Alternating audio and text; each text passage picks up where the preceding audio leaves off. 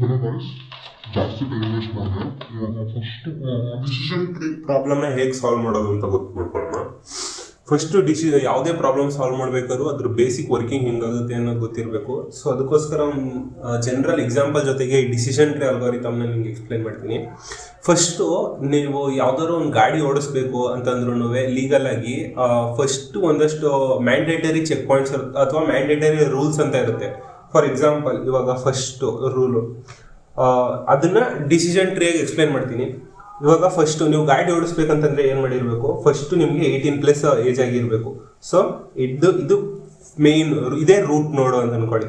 18+ ಆಗಿದೆಯಾ ಎಸ್ ಅಥವಾ ಆಗಿಲ್ಲ ನೋ.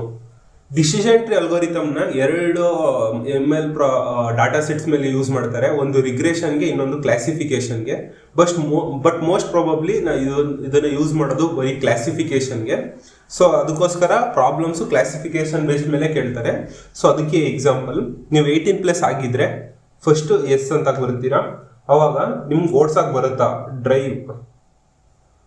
ಡ್ರೈವೇಬಲ್ ಎಸ್ ಅಥವಾ ನೋ. ಅಕಸ್ಮಾತ್ 18+ ಅಲ್ಲ ಅಂತಂದ್ರೆ ನಾಟ್ ಡ್ರೈವೇಬಲ್ ಅಥವಾ ಇಲ್ಲೇ ಕ್ಯಾನ್ಸಲ್ ಆಗೋಗ್ಬಿಡುತ್ತೆ. So not drivable. ಅಕಸ್ಮಾತ್ ನಿಮ್ಗೆ ಡ್ರೈವ್ ಮಾಡೋಕ್ಕೆ ಬರಲ್ಲ ಅಂತಂದ್ರೆ ಅವಾಗಲೂ ನಾಟ್ ಡ್ರೈವೇಬಲ್. ನೆಕ್ಸ್ಟ್ ಎಸ್, ಅವಾಗ ನಿಮ್ಮ ಹತ್ರ ಡ್ರೈವಿಂಗ್ ಲೈಸೆನ್ಸ್ ಇದೆಯಾ. ಸೊ ಎಸ್ ಅಥವಾ ನೋ. ಇಲ್ಲ ಅಂತಂತಂದ್ರೆ ಮತ್ತೆ ನಾಟ್ ಡ್ರೈವೇಬಲ್. ಎಸ್ ಆಗಿದ್ರೆ ಡ್ರೈವೇಬಲ್. ಸೊ ಇದು ಲೀಫ್ ನೋಡ್ ಆಗುತ್ತೆ. ಇದೇ ಲೀಫ್ ನೋಡು, ಇವೆಲ್ಲ ನೋಡ್ಸು, ಇದು ರೂಟ್ ನೋಡು. ಸೊ ಈ ತರ ಕ್ಲಾಸಿಫೈ ಮಾಡೋದ್ರಿಂದ ನಮಗೆ ಈಸಿಯಾಗಿ ಅರ್ಥ ಆಗುತ್ತೆ. ಅಂದ್ರೆ ಇವಾಗ ಯಾವುದೋ ಒಬ್ಬ ಸ್ಟೂಡೆಂಟ್ ಅಥವಾ ಯಾರೋ ಒಬ್ರು ಬಂದು ನಾನು ಡ್ರೈವೇಬಲ್ ಅಂತ ಕೇಳಿದ್ರೆ, ಸೊ ನೋಡಿ ಕ್ಲಾಸಿಫೈ ಮಾಡ್ಬೋದು, ಡ್ರೈವೇಬಲ್ ಅಥವಾ ನಾನ್ ಡ್ರೈವೇಬಲ್. ಇನ್ 18+ ಹೌದು. ಡ್ರೈವ್ ಮಾಡಕ್ ಬರುತ್ತಾ, ಹೌದು. ಡ್ರೈವಿಂಗ್ ಲೈಸೆನ್ಸ್ ಇದೆಯಾ, ಹೌದು. ಸೊ ನೀವು ಡ್ರೈವ್ ಮಾಡ್ಬೋದು. ಇಷ್ಟೇ. ಇದೇ ತರ ನಮಗೆ ಬೇರೆ ಬೇರೆ ಎಷ್ಟೊಂದು ಫೀಚರ್ಸ್ ಬೇಸ್ಡ್ ಮೇಲೆ ನಾವು ಈ ಪ್ರಾಬ್ಲಮ್ನ ಸಾಲ್ವ್ ಮಾಡ್ತೀವಿ.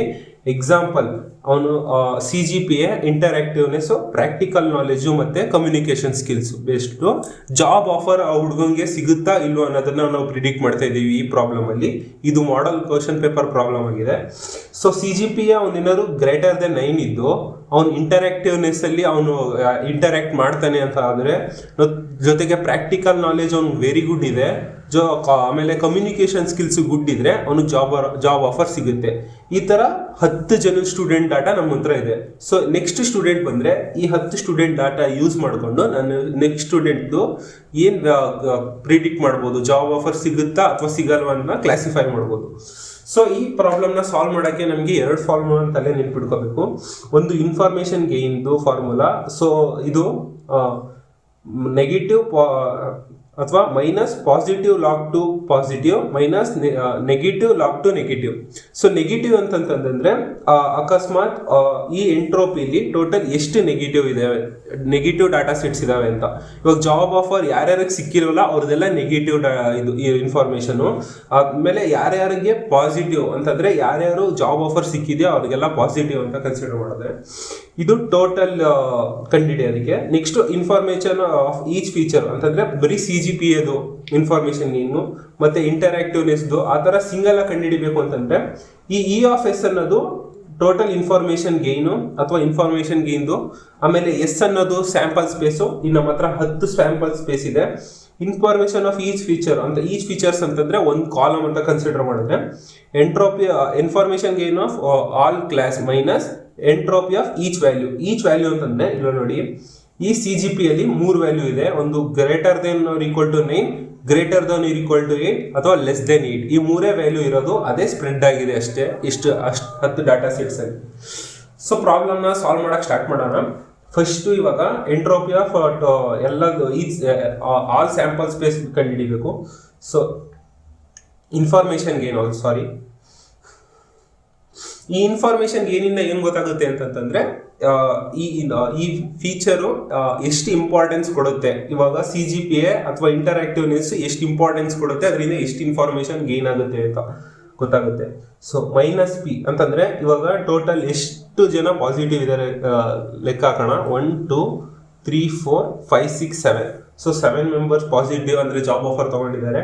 By total number of in classes 10 log to 7/10 minus negative. So 10 positive ಆದರೆ 3 ನೆಗೆಟಿವ್ ಇರ್ತಾರೆ. ಕ್ಯಾಲ್ಸಿ ಸಾಲ್ವ್ ಮಾಡಿದ್ರ. ಸೊ ಮುಂಚೆನೆ ನಿಮ್ಗೆ ಹೋದ ವಿಡಿಯೋದಲ್ಲೂ ಹೇಳಿದೆ ನಿಮಗೆ, ಈ ಕ್ಯಾಲ್ಸಿಲಿ ನಾವು ಆಲ್ಫಾ ಏನೆಲ್ಲ ಯೂಸ್ ಮಾಡಿ ಈಸಿಯಾಗಿ ಕ್ಯಾಲ್ಕುಲೇಟ್ ಮಾಡ್ಬೋದು. ಪದೇ ಪದೇ ಮತ್ತೆ ಅದನ್ನೇ ಡಾಟಾ ಎಂಟ್ರ್ ಮಾಡೋದು ಅವಶ್ಯಕತೆ ಇರಲ್ಲ. ಸೊ ಲಾಗ್ 2 ಮತ್ತೆ ಎ ಮೈನಸ್ ಬಿ ಲಾಗ್ 2 ಮತ್ತೆ ಆಲ್ಫಾ ಬಿ ಸಾಲ್ವ್. ಫಸ್ಟ್ 7/10 ಮತ್ತೆ 3/10. ಸೊ 0.881 ಬಂದಿದೆ. ನೆಕ್ಸ್ಟ್ ಇವಾಗ ಟೋಟಲ್ ಸ್ಯಾಂಪಲ್ ಕ್ಲಾಸ್ದು ಸಿಕ್ತು, ಬಟ್ ಈಚ್ ಫೀಚರ್ದು ನಾವು ಇವಾಗ ಕಂಡುಹಿಡಿಯೋಕೆ ಸ್ಟಾರ್ಟ್ ಮಾಡಬೇಕು. ಸೊ ಫಸ್ಟ್ ನಾವು CGPA ಕನ್ಸಿಡರ್ ಮಾಡೋಣ. E of CGPA. ಈ CGPA ಅಲ್ಲಿ 3 ವ್ಯಾಲ್ಯೂಸ್ ಇರೋದ್ರಿಂದ ಮೂರು ವ್ಯಾಲ್ಯೂಸ್ದು ಇನ್ಫಾರ್ಮೇಶನ್ ಏನ ಫಸ್ಟ್ ಐಡೆಂಟಿಫೈ ಮಾಡಬೇಕು. So first greater than or equal to 9, next greater than is equal to 8, next less than 8. ಇವು 3. ಸೊ ಇದಕ್ಕೂ ಸೇಮ್ ಫಾರ್ಮುಲಾ ಇದೆ, ಮೈನಸ್ ಪಾಸಿಟಿವ್. ಇವಾಗ first greater than or equal to 9 ಅಂತ ಇರೋದನ್ನ ಸಾಲ್ವ್ ಮಾಡಬೇಕು. So greater than or equal to 9, 1 2 3 1 2 3 4 members greater than or equal to 9 ಇದ್ದಾರೆ. So ಆ 4 members ಅಲ್ಲಿ 1 2 3 ಮೆಂಬರ್ಸ್ ಪಾಸಿಟಿವ್ ಅಂತಂದ್ರೆ ಅವ್ರಿಗೆ ಜಾಬ್ ಆಫರ್ ಸಿಕ್ಕಿದೆ. So 3/4 log 2 3/4 minus. So 1 member ಮಾತ್ರ ಉಳಿದಿರ್ತಾನೆ, ಅದಕ್ಕೋಸ್ಕರ ಅಲ್ಲೇ ಲೆಕ್ಕ ಹಾಕ್ಬಿಡ್ಬೋದು ಈಸಿ. ಮತ್ತೆ ಇಲ್ಲೇ ಆಲ್ರೆಡಿ ನಮ್ಮ ಹತ್ರ ಇದೆ, ಜಸ್ಟ್ ಸಾಲ್ವ್ ಓದ್ತೀನಿ. 3/4 1/4 0.811 ಬಂದಿದೆ. ಕನ್ಫ್ಯೂಸ್ ಮಾಡ್ಕೋಬೇಡಿ, ಅವಾಗ ಬಂದಿದ್ದು 881, ಇವಾಗ ಬಂದಿರೋದು 811. Next greater than or equal to 8ಗೆ. So greater than or equal to 8, 1 2 3 4 members ಇದ್ದಾರೆ. ಆ 4 ಮೆಂಬರ್ಸ್ ಅಲ್ಲಿ 1 2 3 4 ಮೆಂಬರ್ಸ್ ಸೇಮ್ 1 2 3 4 ಎಲ್ಲರಿಗೂ ಕೆಲಸ ಸಿಕ್ಕಿದೆ. ಸೊ ಆಲ್ ಪಾಸಿಟಿವ್ ಇದೆ. 4/4 ಲಾಗ್ 2 4/4 ಮೈನಸ್ 0/4 ಲಾಗ್ 2 0/4. ಸೊ ಇಲ್ಲಿ ನೋಡಿ ಆಲ್ರೆಡಿ 4/4 ಇರೋದ್ರಿಂದ ಇವು 4 ಕ್ಯಾನ್ಸಲ್ ಔಟ್ ಮಾಡಿದ್ರೆ ಲಾಗ್ ಬೇಸ್ ಟು 1 ಅಂತಂದ್ರೆ ಅದು 0 ಇಂಟು 0 ಇಸ್ ನಥಿಂಗ್, ಆರ್ 0ನೇ. ಮತ್ತೆ 0/4 ಅಂತಂದ್ರೆ 0 ಇಂಟು 0 ಇಸ್ 0. ಸೊ ಇದ್ರದ್ದು ಇನ್ಫಾರ್ಮೇಶನ್ಗೆ ಏನು 0 ಆಗುತ್ತೆ. ಸೊ ನೆಕ್ಸ್ಟ್ ಲೆಸ್ ದೆನ್ 8 ಇರೋದು, ಇವಾಗ ನೋಡಿ ಟೋಟಲ್ 10 ಜನ ಮೆಂಬರ್ಸ್ ಇದ್ರು, ಇಲ್ಲಿ ಆಲ್ರೆಡಿ 4 ಮೆಂಬರ್ಸ್ 8 ಮೆಂಬರ್ಸ್ ಆಗಿದೆ. ನೆಕ್ಸ್ಟ್ ಉಳಿದಿರೋದು 8. ಆದ್ರೂ ಕ್ಲಾರಿಫಿಕೇಶನ್ ಚೆಕ್ ಮಾಡಿದ್ರೆ ನೋಡಿ ಇಬ್ಬರೇ ಉಳಿದಿರೋದು. ಸೊ ಆ ಇಬ್ಬರಲ್ಲಿ ಇಬ್ರಿಗೂ ನೋ ಅಂತಂದ್ರೆ ಎರಡೂ ನೆಗೆಟಿವ್ ಕ್ಲಾಸಸ್ ಇರೋದ್ರಿಂದ ಪಾಸಿಟಿವ್ ಯಾವುದು ಇಲ್ಲ. ಮೈನಸ್ 2/2 ಲಾಗ್ 2 ಇದು 0 ಬರುತ್ತೆ. ನೆಕ್ಸ್ಟ್ ಇವಾಗ information gain of CGPA E of S minus ಇದ್ರದ್ದು ನಂಬರ್ ಆಫ್ ವ್ಯಾಲ್ಯೂಸ್ನು ನಾವು ಮಲ್ಟಿಪ್ಲೈ ಮಾಡಬೇಕು. ಈಗ ಇದರಲ್ಲಿ ಈ ಫಾರ್ಮುಲಾಗ ಆ್ಯಡ್ ಮಾಡ್ಕೊಳ್ಳಿ. ನಂಬರ್ ಆಫ್ ವ್ಯಾಲ್ಯೂಸ್ ಅಂತಂದ್ರೆ ಇವಾಗ greater than or equal to 9 4 ಇದೆ ಅಂತಂದ್ರೆ 4/10 4 ಮೆಂಬರ್ಸ್ ಇದ್ದಾರೆ. ಸೊ ಅದಕ್ಕೋಸ್ಕರ 4/10 ಇಂಟು 0.811 ಮೈನಸ್ ಇದು 4 ಮೆಂಬರ್ಸ್ ಇದ್ದಾರೆ. ಸೊ 4/10 ಇಂಟು 0 ಮೈನಸ್ ಇದು 2 ಮೆಂಬರ್ಸ್ ಇದ್ದಾರೆ. So 2/10 into 0. E of S ನಮ್ಗೆ ಆಲ್ರೆಡಿ ಗೊತ್ತಿತ್ತು 881 ಮೈನಸ್ 4/10 ಇಂಟು 0.881 ಇದೆಲ್ಲ 0 ಇದೆ. ಸೊ ಇದನ್ನು ಕ್ಯಾಲ್ಕುಲೇಟ್ ಮಾಡೋಣ. ಆನ್ ಬಟನ್ ಯೂಸ್ ಮಾಡಿಬಿಡಿ, ಇದೆಲ್ಲ ಅಂತಂದರೆ ಮತ್ತೆ ಈಕ್ವೇಷನ್ಸ್ ಹೋಗ್ಬಿಡುತ್ತೆ. 0.881 ಮೈನಸ್ 4/10 ಅಥವಾ 4/10 ಇಂಟು 0.811 0.32 0.881 minus 0.32 so 0.561 ಈ ಇನ್ಫಾರ್ಮೇಷನ್ ಗೇನ್ ಆಫ್ CGPA ಸಿಕ್ತು ನಮಗೆ. ಸೊ ಇದೇ ಥರ ಎಲ್ಲ ಫೀಚರ್ಗೂ ನಾವು ಕಂಡುಹಿಡ್ಕೋಬೇಕು. ನಾನು ಸ್ಪೀಡ್ ಅಪ್ ಮಾಡ್ತೀನಿ, ಬೇಕಂತಂದ್ರೆ ಸ್ಲೋ ಅಪ್ ಮಾಡ್ಕೊಳ್ಳಿ.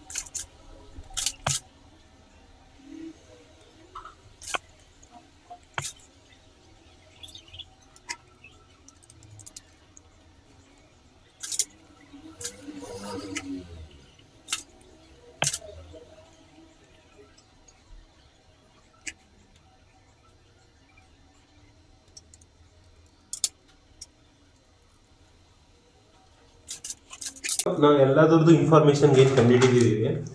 ಸೊ ಈ 4 ಕಾಲಮ್ಸ್ ಅಲ್ಲಿ ಯಾವುದ್ರದ್ದು ಇನ್ಫಾರ್ಮೇಷನ್ ಗೇನ್ ಜಾಸ್ತಿ ಬಂದಿದೆಯೋ ಅದನ್ನ ರೂಟ್ ನೋಡ್ ಅಂತ ಕನ್ಸಿಡರ್ ಮಾಡ್ತೀವಿ. ಸೊ ಅದರಲ್ಲೇ ಜಾಸ್ತಿ ಇನ್ಫಾರ್ಮೇಷನ್ ಇರುತ್ತೆ. ಸೊ ಅದಕ್ಕೆ CGPA 0.56 ಇದೆ, ಇಂಟರಾಕ್ಟಿವ್ನೆಸ್ದು 0.17 ಇದೆ, ಪ್ರಾಕ್ಟಿಕಲ್ ನಾಲೆಜ್ದು 0.24 ಮತ್ತೆ ಕಮ್ಯುನಿಕೇಷನ್ ಸ್ಕಿಲ್ದು 0.52 ಇದೆ. ಸೊ ಇದರಲ್ಲಿ ಹೈಯೆಸ್ಟ್ ಇರೋದೇ CGPA. ಸೊ CGPAನೇ ರೂಟ್ ನೋಡ್ ಅಂತ ಕನ್ಸಿಡರ್ ಮಾಡ್ತೀನಿ. ಸೊ ಡಿಸಿಷನ್ ಟ್ರೀನ ಬರೆಯೋಕ್ಕೆ ಸ್ಟಾರ್ಟ್ ಮಾಡಿದ್ರೆ CGPA ಫಸ್ಟ್ನ ನಾವು ಕೇಳೋದು. ಅಕಸ್ಮಾತ್ ಸ್ಟೂಡೆಂಟ್ ಬಂದು ನಂಗೆ ಜಾಬ್ ಆಫರ್ ಸಿಗುತ್ತಾ ಅಂತ ಕೇಳಿದ್ರೆ ನಾವು ಫಸ್ಟ್ ಕೇಳಬೇಕಾಗಿರೋದು ಯಾವುದು? CGPA. ಆ ಥರ. ಸೊ ಇದರಲ್ಲಿ 3 ವ್ಯಾಲ್ಯೂಸ್ ಇತ್ತು ಮುಂಚೆನೇ ನೋಡಿದಂಗೆ ನಾವು. ಆ 3 ವ್ಯಾಲ್ಯೂಸ್ ಯಾವ್ಯಾವುದು ಅಂತಂದರೆ greater than or equal to 9, greater than or equal to 8, less than 8. So greater than or equal to 9, greater than or equal to 8, less than 8. ಇವು ಮೂರಲ್ಲೂ ನಾವು ಕನ್ಸಿಡರ್ ಮಾಡಬೇಕು ಏನಂತ. ಸೊ ಎಕ್ಸಾಂಪಲ್, ಇವಾಗ greater than or equal to 9 ಬಂತು ಅಂತಂತಂದ್ರೆ ಮಾತ್ರ instances ಇದೆ. ಅದೇ greater than or equal to 8 ಬಂತು ಅಂತಂತಂದ್ರೆ ಎಲ್ಲ ವ್ಯಾಲ್ಯೂಸ್ ಅಲ್ಲೂ ಎಸ್ ಅಂತಾನೆ ಇದೆ. ಸೊ ಅಕಸ್ಮಾತ್ greater than or equal to 8 ಬಂತು ಅಂತಂತಂದ್ರೆ ಅವನಿಗೆ ಪಕ್ಕ ಕೆಲಸ ಜಾಬ್ ಆಫರ್ ಸಿಗುತ್ತೆ ಅಂತ ಇಲ್ಲೇ ರಿಸಲ್ಟ್ ನ ಕೊಟ್ಬಿಡ್ಬೋದು.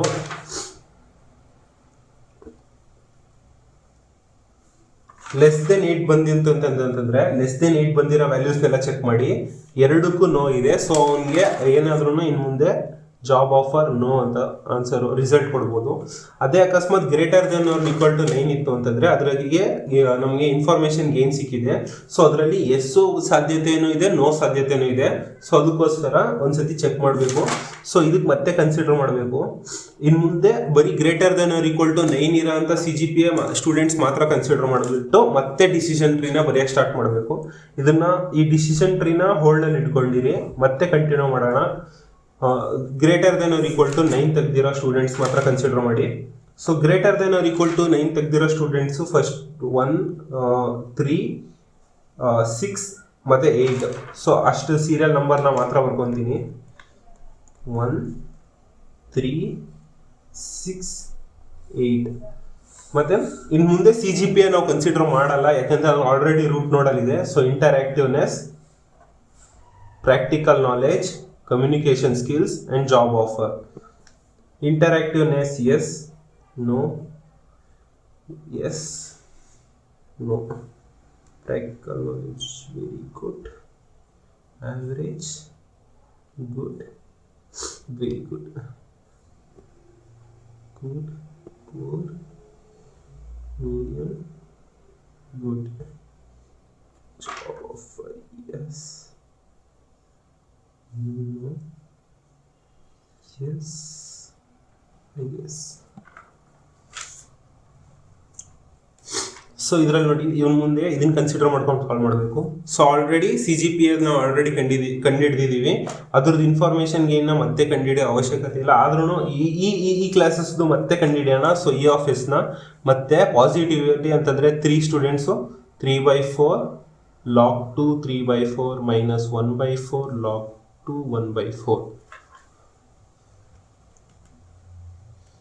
3/4 1/4 0.811 ಆಲ್ರೆಡಿ ಕಂಡುಹಿಡಿದಿದ್ದು. ನೆಕ್ಸ್ಟ್ ಇವಾಗ ಇಂಟರಾಕ್ಟಿವ್ನೆಸ್ ಕಂಡುಹಿಡಿಬೇಕು. ಈ ಕನ್ಫ್ಯೂಸ್ ಆಗುತ್ತೆ ಅಂತಂದ್ರೆ CGPA ಇಂಟರಾಕ್ಟಿವ್ನೆಸ್ ಅಂತ ಕಂಡುಹಿಡ್ಕೊಳ್ಳಿ, ಅವಾಗ ಕನ್ಫ್ಯೂಸ್ ಆಗಲ್ಲ ನಿಮಗೆ. ಅದರಲ್ಲಿ ಮತ್ತೆ 2 ವ್ಯಾಲ್ಯೂಸ್ ಇದೆ, ಎಸ್ ಒಂದು, ಇನ್ನೊಂದು ನೋ. ಎಷ್ಟು ಜನ ಇದ್ದಾರೆ? 2. ಸೊ ಆ ಇಬ್ರಿಗೂ ಪಾಸಿಟಿವ್ ಇನ್ಸ್ಟೆನ್ಸ್ ಇರುತ್ತೆ. So -2/2 log 2 minus 2 log 2/2. So 0. No ಇರೋದಕ್ಕೆ ಒಬ್ಬಂಗೆ ನೋ ಇದೆ, ಇನ್ನೊಬ್ಬಂಗೆ ಎಸ್ ಇದೆ. ಸೊ ಒಂದು ಪಾಸಿಟಿವ್ ಅಂತೆ, ಒಂದು ನೆಗೆಟಿವ್.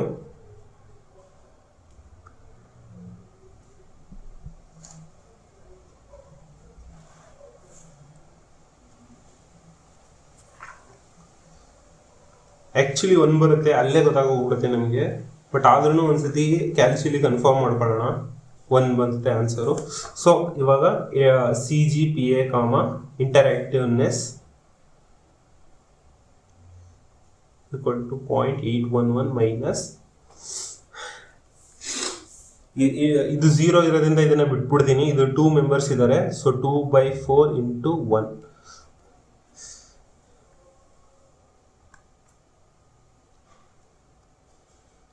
1/2 ಅಥವಾ 0.5 0.811 minus 0.5 0.311.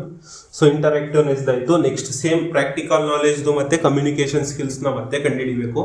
ಮತ್ತೆ ಕಂಡುಹಿಡಿಯೋಣ. ಸೇಮ್ ಫಾಸ್ಟ್ ಫಾರ್ವರ್ಡ್ ಮಾಡ್ತೀನಿ.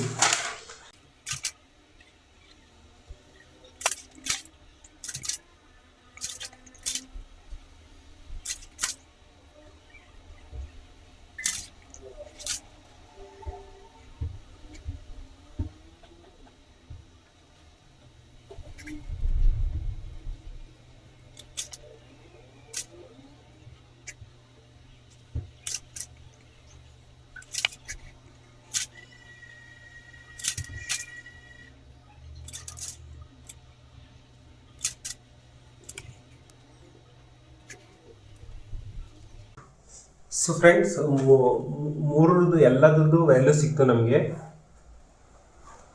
ಮತ್ತೆ ಉಳಿದಿರೋಂಥ 3 ಕಾಲಮ್ದು. ಸೊ ಇದನ್ನು ನೋಡಿ, ಇದರಲ್ಲಿ ಒಂದು 0.311 ಇದೆ, ಮತ್ತೆ 0.811 ಮತ್ತೆ 0.81 ಇದೆ. ಎರಡು ಸೇಮ್ ಬಂತಲ್ಲಪ್ಪ ಅಂತ ಕನ್ಫ್ಯೂಸ್ ಆಗಕ್ಕೆ ಹೋಗ್ಬೇಡಿ. ಯಾವುದನ್ನಾರು ಒಂದು ಕನ್ಸಿಡರ್ ಮಾಡಿ. ಸೊ ಅದು ಕರೆಕ್ಟ್ ಆಗುತ್ತೆ. ಸೊ ಇದರಲ್ಲಿ ನಾನು ಪ್ರಾಕ್ಟಿಕಲ್ ನಾಲೆಜ್ನ ಕನ್ಸಿಡರ್ ಮಾಡ್ತಾ ಇದ್ದೀನಿ. ಯಾಕೆ ಅಂತಂದರೆ as per the data set ಅದೇ ನೆಕ್ಸ್ಟ್ ಕಾಲಮ್ ಆಗಿರೋದ್ರಿಂದ. ಸೊ ಇವಾಗ ಅರ್ಧ ಡಿಸಿಷನ್ ಟ್ರೀ ಆಲ್ರೆಡಿ ನಾವು ಬರೆದಿದ್ವಿ. CGPA ಅದರಲ್ಲಿ 3 ಕ್ಲಾಸ್ ಇತ್ತು. ಒಂದು greater than or equal to 9, ಒಂದು greater than or equal to 8 ಮತ್ತೆ ಲೆಸ್ ದೆನ್ 8. ಇದಕ್ಕೆ ಆಲ್ರೆಡಿ ಜಾಬ್ ಆಫರ್ ನೋ ಆಗಿತ್ತು, ಎಸ್ ಆಗಿತ್ತು.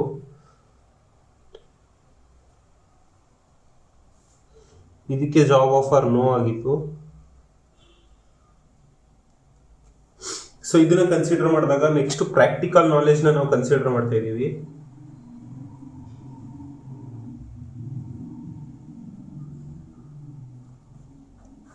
ಈ ಪ್ರಾಕ್ಟಿಕಲ್ ನಾಲೆಜ್ ಅಲ್ಲಿ 3 ವ್ಯಾಲ್ಯೂಸ್ ಇದೆ. ಸೊ ಅದು ಒಂದು ವೆರಿ ಗುಡ್, ಇನ್ನೊಂದು ಆವರೇಜ್, ಇನ್ನೊಂದು ಗುಡ್, ವೆರಿ ಗುಡ್ ಇದ್ರೆ ನೋಡಿ. ಈ ಏನ್ ಹಿಂಗ್ ತಗೊಳ್ಳೋದು ಅಂತಂದ್ರೆ, ವೆರಿ ಗುಡ್ ಅಂತ ಇರೋಂಥದ್ದನ್ನ ನೋಡಿ, ವೆರಿ ಗುಡ್ ಅಲ್ಲಿ ಎಸ್, ವೆರಿ ಗುಡ್ ಅಲ್ಲಿ ಎಸ್. ಸೊ 2 ವ್ಯಾಲ್ಯೂಸ್ಗೂ ಎಸ್ ಬಂದಿರೋದ್ರಿಂದ ಜಾಬ್ ಆಫರ್ ಎಸ್. ಅಕಸ್ಮಾತ್ ಡಾಮಿನೇಟ್ ಮಾಡ್ತಾ ಇದ್ರೆ ಅಂತ ಇದ್ರೆ ಮಾತ್ರ ಎಂಡ್ ಮಾಡಬೇಕು ಅಥವಾ ಲೀಫ್ ನೋಡಕ್ ಬರಬೇಕು. ಡಾಮಿನೇಟ್ ಮಾಡದೆ ಯಾವ್ದಾದ್ರು ಇನ್ಫಾರ್ಮೇಶನ್ ಏನ್ ಕೊಡ್ತಾ ಇದೆ ಅಂತಂದ್ರೆ ಅದನ್ನ ಮತ್ತೆ ಡಿಸಿಷನ್ ಟ್ರೀನ ಬಿಲ್ಡ್ ಮಾಡ್ಕೊಂತ ಹೋಗ್ಬೇಕು. ಸೊ ಇಲ್ಲಿ ನೋಡಿ ಎಲ್ಲ ಲೀಫ್ ನೋಡಕ್ ಬಂದಿದೆ 0 0 0 0 0 ಬಂದಿದೆ. ಅಕಸ್ಮಾತ್ ಯಾವ್ದಾದ್ರು ಇನ್ಫಾರ್ಮೇಶನ್ ಗೇನ್ ಬಂದಿದ್ರೆ ಎಕ್ಸಾಂಪಲ್ 0.31 ಅಥವಾ 1 ಅಥವಾ 0.5 ಆ ಥರ ವ್ಯಾಲ್ಯೂಸ್ ಬಂತು ಅಂತಂದ್ರೆ ನೀವು ಅದನ್ನ ಕಂಟಿನ್ಯೂ ಮಾಡಲೇಬೇಕು. ಸೊ ಆವ್ರೇಜು, ಜಾಬ್ ಆಫರು, ಇದರಿಂದ ನಾವು ಕಂಡುಹಿಡಿಯಬಹುದು. ಎಕ್ಸಾಂಪಲ್ ಇನ್ಫಾರ್ಮೇಶನ್ ಗೇನು ನೋಡಿ, ಯಾವುದೂ ಪಾಸಿಟಿವ್ ಇನ್ಸ್ಟೆನ್ಸ್ ಇಲ್ಲ, ಒಂದೇ ಒಂದು ನೆಗೆಟಿವ್ ಇನ್ಸ್ಟೆನ್ಸ್ ಇದೆ, ಅದಕ್ಕೋಸ್ಕರ ಇದು ನೋ. ನೆಕ್ಸ್ಟ್ ಗುಡ್ಗೆ ಒಂದೇ ಒಂದು ಪಾಸಿಟಿವ್ ಇನ್ಸ್ಟೆನ್ಸ್ ಇದೆ, ಸೊ ಅದಕ್ಕೋಸ್ಕರ ಜಾಬ್ ಆಫರ್ ಎಸ್. ಸೊ ಇದೇ ನಮ್ಮ ಫೈನಲ್ ಡಿಸಿಷನ್ ಟ್ರೀ. ಅಕಸ್ಮಾತ್ ಯಾವ್ದಾದ್ರು ಹುಡುಗ ಬಂದ್ಬಿಟ್ಟು ನಿಮಗೆ ಈ ಡಾಟಾ ಸೆಟ್ ಬೇಸ್ಡ್ ಆ ML ನ ಯೂಸ್ ಮಾಡಿದ್ರೆ ಫಸ್ಟ್ ಒಂದು CGPA ಕೇಳುತ್ತೆ, 3 ಕ್ಲಾಸಿಫೈ ಮಾಡುತ್ತೆ, greater than 9, less than or equal to greater than or equal to 8 ಮತ್ತೆ ಲೆಸ್ ದೆನ್ 8 ಅಂತ. ಆ ಮೂರದ್ರಲ್ಲಿ ಅಕಸ್ಮಾತ್ ಒಂದು greater than or equal to 9 ಆಗಿತ್ತು ಅಂತಂದ್ರೆ ಪ್ರಾಕ್ಟಿಕಲ್ ನಾಲೆಜ್ ಕೇಳಕ್ಕೆ ನೆಕ್ಸ್ಟ್ ಕ್ವಶನ್ಗೆ ಹೋಗುತ್ತೆ. ಅವಾಗ ಅವ್ನು ವೆರಿ ಗುಡ್, ಆವ್ರೇಜ್, ಗುಡ್ ಅನ್ನೋದನ್ನ ಕ್ಲಾಸಿಫೈ ಮಾಡಿರ್ತಾರೆ. ಅದನ್ನ ಡಿಸೈಡ್ ಮಾಡಿದ ತಕ್ಷಣ ಅವ್ನು ಜಾಬ್ ಆಫರ್ನ ಪ್ರಿಡಿಕ್ಟ್ ಮಾಡ್ತಾರೆ. ಸೊ ಇದೇ ಡಿಸಿಷನ್ ಟ್ರೀ ಗೈಸ್. ಇದೇ ತರ ನೆಕ್ಸ್ಟ್ ವಿಡಿಯೋಸ್ ಬೇಕು ಅಂತಂದ್ರೆ ಕಮೆಂಟ್ ಸೆಕ್ಷನ್ ಅಲ್ಲಿ ತಿಳಿಸಿ. ಏನಾದ್ರು ಅರ್ಥ ಆಗಲಿಲ್ಲ, ಬೇರೆ ಪ್ರಾಬ್ಲಮ್ ಸಾಲ್ವ್ ಮಾಡಬೇಕು ಅಂದ್ರೂ ಕಮೆಂಟ್ ಸೆಕ್ಷನ್ ಮಾಡಿ ತಿಳಿಸಿ. Thank you friends.